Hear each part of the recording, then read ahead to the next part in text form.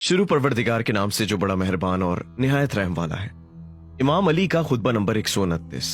उसूल जन्नत के शराइत, पैमानों और तराजुओं के जिक्र में। खुदा के बंदो, इस दुनिया में तुम और तुम्हारी उम्मीदें मेहमान हैं, जिसकी मुख्तसर मुद्दत मालूम है।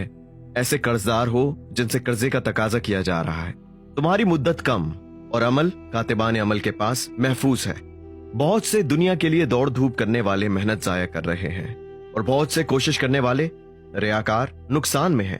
और तुम ऐसे जमाने में हो जिसमें नेकी पीठ फेर रही है और बदी ने इस तरफ रुख कर लिया है, और शैतान इस लालच में लगा हुआ है कि लोगों का हलाक को बर्बाद कर दे। ये वही जमाना है कि इसके गुमराह करने के सामान मजबूत हो चुके हैं, इसके मकर फैल चुके हैं और इसके शिकार आसानी से फंस रहे हैं।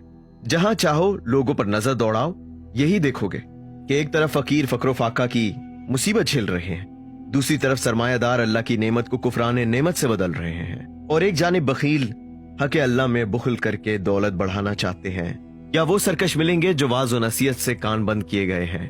आज तुम्हारे वो नेक और साले और बुलंद हौसला और सखी बुजुर्ग कहाँ हैं?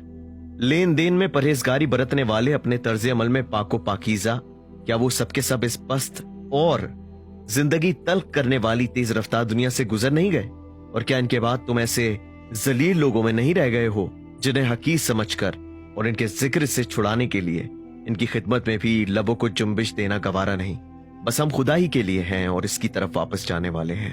फसाद जाहिर हो गया है, ना कोई उसे बुरा समझकर बदलने वाला है और ना कोई तनबिया करने वाला है जो खुद भी बाज रहे। क्या इन्हीं अमाल के बदले में खुदा के जेरे साया इसके मुकद्दस घर जन्नत आबाद होने और इसका अजीज तरीन दोस्त बनने का इरादा रखते हो?